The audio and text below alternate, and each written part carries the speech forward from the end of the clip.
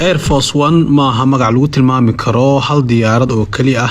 Waxa magacaas qaata diyaarad kasta oo ciidamada cirka Mareykanku leeyihiin oo madaxweynuhu raaco. Waxaana lagu qiyaasaa inay saacad kasta ku baxdo 180,000 ilaa 200,000 oo dollar. Sharafta diyaaradani xambaarsan tahay waa mid u dhiganta astaanta taalada xorriyadda ee muhiimka u ah dawladda Mareykanka. Waxaana kaloo loo yaqaanaa Flying White House ama aqalka cad ee duula, taasoo loola jeedo faa'iidooyinka ay u leedahay madaxweynaha darteed xilliyada safarka uu ku guda jiro.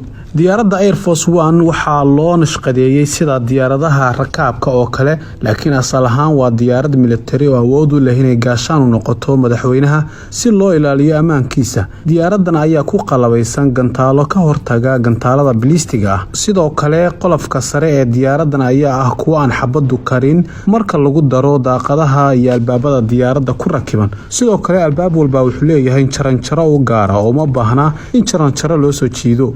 Diyaaradan ayaa markii ugu horeysay hawl gashay waqtigii uu dalka Mareykanku dagaalka qaboobaa kula jiray Midowgii Soviyeeti, xilligaas oo saraakiisha ciidanka Mareykanku ku taliyeen in la nashqadeeyo diyaarad military oo u samaysan qaabka diyaaradaha rakaabka, taasoo aan si fudud loo beegsan karin madaxweynaha Mareykanka xilliga uu ku guda jiro safaradiisa. Waana sababta madaxweynaha loogu sameeyay diyaaradda uu nooceedu yahay 747-200 oo ah diyaarad military oo loogu talagalay inuu isticmaalo madaxweynaha Mareykanka oo ah taliyaha guud ee ciidamada. Madaxweynayaasha Mareykanka ayaa xilliyadii hore waxay ku safri jireen tareeno dalka gudihiisa ka shaqeeya, balse dhamaadkii dagaalkii labaad ee adduunka xilli isku socodka dunidu dib u furfurmay ayaa ahayd lagama maarmaan in madaxweynaha Mareykanka uu helo diyaarad military oo awood u leh ilaalinta ammaankiisa xilliyada safarada uu ku marayo adduunka. Sanadkii 1943 diyaaradii C-89 Liberator Express ayaa ahayd diyaaradii ugu horeysay ee madaxweynaha Mareykanku uu dalka dibadiisa ugu safro,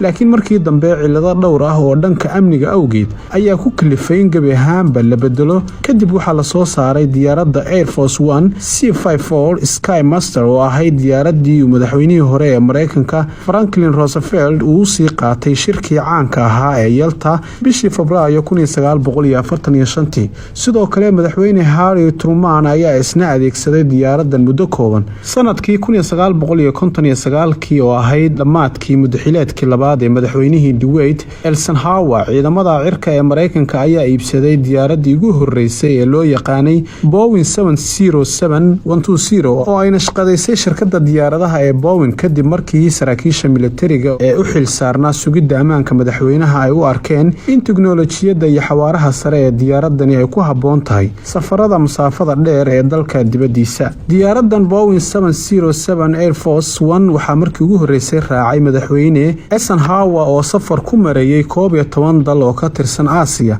waxayna duushay masaafo dhan 35,000 oo kiiloomitir wax ka yar 19 maalmood, taasoo laba jibaar ka xawaare badisay diyaaradihii hore ee Air Force One. Balse Jake Kennedy oo ahayd xaaska madaxweynihii hore ee John F. Kennedy ayaa bedeshay midabada iyo nashqadda Air Force One, waxayna u xil saartay Raymond Lowe inuu diyaariyo nashqadda cusub ee gudaha diyaaradda iyo midabka buluuga ah ay hadda diyaaradani leedahay. Diyaaradda Air Force One waxaa ku rakiban qalab badan oo digniin ah, taasoo markiiba madaxweynaha ku wargelinaysa haddii ay dhacdo masiibo nukliyeer ah. Sidoo kale waa ay ka xawaaro dheeraysaa diyaaradaha ganacsiga ee gaarka loo leeyahay, maxaa yeelay waxay awood leedahay inay ku duusho masaafo dheer oo gaari karta bilo haddii loo baahdo. Diyaaradda Air Force One ma aha hal diyaarad oo kaliya ah, waa laba diyaaradood, waxayna howlgaleen 1990 si ay markasta diyaar ugu noqdaan madaxweynaha duruuf kasta oo ku timaada. Diyaaradan waxay leedahay xarun talis oo guurguurta oo madaxweynaha Mareykanku uu dalka ka maamuli karo hawada haddii weerar lagu qaado. Waxaana kaloo madaxweynaha safarada u weheliyaa boorso laga maamulo hubka nukliyeerka ah ee Mareykanka si uu uga jawaab celiyo haddii weerar lagu soo qaado dalka inta uu diyaaradda saaran yahay. Sidoo kale waxaa diyaaradan ku rakiban qalab isgaarsiineed oo horumarsan kaasoo ka hortagi kara falalka basaasnimo. sifooyinkaas waxaa sii dheer in militariga Mareykanku ay diyaaradan ku kordhiyeen 4 matoor oo awood badan si loo kordhiyo fursadaha badbaado ee madaxweynaha haddii lala beegsado gantaalada. Madaxweynaha Mareykanka ayaa duulimaadyada gudaha u adeegsada helikobtarada Marine One, kuwaasoo sidoo kale ah helikobtaro ku qalabaysan tiknoolajiyadda casriga ah iyo gantaalada difaaca, waxaana ammaanka helikobtaradan suga in ka badan 800 oo cutub oo ka tirsan ciidanka badda ee Mareykanka. faa'iidooyinka kale ee diyaaradda Air Force One leedahay ayaa ah habka tiknoolajiyadda isgaarsiinta oo tayo sare leh iyo sidoo kale diyaaradda oo leh farmasi iyo xarun caafimaad oo adeeg walba diyaar ku yahay sida qaybta qaliinka iyo shaybaarka oo mar walba u taagan u adeegidda madaxweynaha iyo shaqaalaha. diyaaradda Air Force One waxay qaadi kartaa in ka badan 70 qof waxaana inta badan ku jira madaxweynaha iyo la taliyayaasha sare marka lagu daro saraakiisha adeega sirdoonka. sidoo kale wariyaasha aqalka cad aqoonsiga ka haysta ayaa loo ogolaadaa inay diyaaradda raacaan kuwaasoo si adag loo baaro duulimaadka ka hor. sidoo kale shaqaalaha diyaaradda saaran ayaa ka kooban 26 qof oo kala ah bayloodka, cunto kariyayaasha iyo martida kale ee la socota madaxweynaha. muuqaaladii filimkii Air Force One ee 1997 waxaa lagu soo bandhigay awoodda ay diyaaradani u leedahay inay hawada shidaal ku qaadato taasoo ah mid u qaabaysan sida kuwa militariga oo ah kuwa hawada dusheeda ku qaata shidaalka. ujeedka oo ah in diyaaradda cirka ay ku sii jiri karto waqti badan haddii xaaladda dhulku aysan ammaan ahayn. xawaaraha ugu badan ee diyaaradani ku socon karta ayaa ku dhow heerka guuxeeda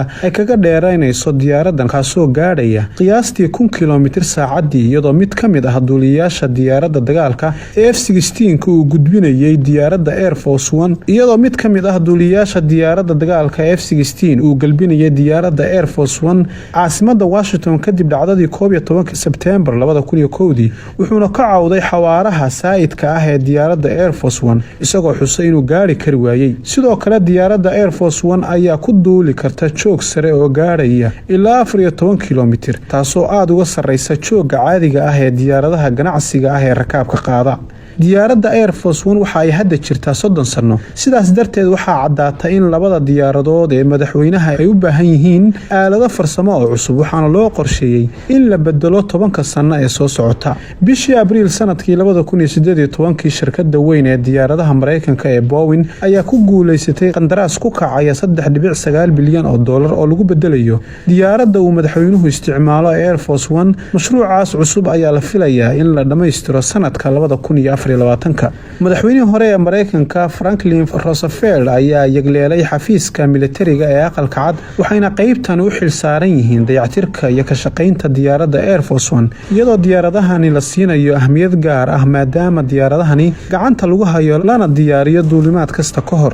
Air Force One waa diyaarad aad u weyn oo 6 biyaano dherer ahaan gaadhaysa waxayna ka kooban tahay 3 dabaq cabirkeeduna waa 400 oo mitir oo isku wareega waxaana ka mid ah xafiiska gaarka ah ee madaxweynuhu leeyahay shirarka lagu qabto iyo goobta jimicsiga loogu talagalay. waxayna kaloo leedahay xarun isgaarsiineed oo ka kooban 84 goobood oo telefoonadu yaaliin oo 28 ka mid ay yihiin kuwa aad loo adkeeyay. xaruntan ayaa u qaabaysan sida dayax-gacmeedka oo kale iyadoo dabcan adeega internetku mar walba la isticmaali karo. shaqaalaha jikada diyaaradda ka shaqeeya waxay hal mar quudin karaan 100 ruux. qabanqaabadaas waxaa sameeya cunto kariyaal militari ah kuwaasoo diyaariya goobaha laga soo iibinayo adeega waxaana loo soo iibiyaa adeeg habyaaca si loo xaqiijiyo ammaanka madaxweynaha oo waxa la karinayaa oo dhani ay bad qabaan. sidoo kale diyaaraddan ayaa leh 2 jiko oo ay u dhammaystiran yihiin dhammaan qalabka wax lagu kariyo. inkastoo diyaaradda shakhsiga ah ee madaxweynaha Mareykanka ee Donald Trump ay ka weyn tahay diyaaradda Air Force One sidoo kale ka qurux badan tahay marka loo fiiriyo dahabka ku xardhan kuraasta diyaaradda haddana waxaa khasab ku ah inuu isticmaalo diyaaradda militariga ee Air Force One sababtoo ah diyaaraddan ayaa leh awoodda sare ee difaaca amniga xawaaraha iyo adkeysiga. madaxweynihii hore ee Mareykanka John F Kennedy waxaa lagu tiriyaa inuu ahaa madaxweynihii ugu horeeyay ee ku duula diyaarad si gaar ah loogu talagalay kadib markii uu la wareegay xafiiska madaxweynaha sanadkii 1962 isla diyaaraddaas oo ahayd tii meydkiisa lagu qaaday kadib markii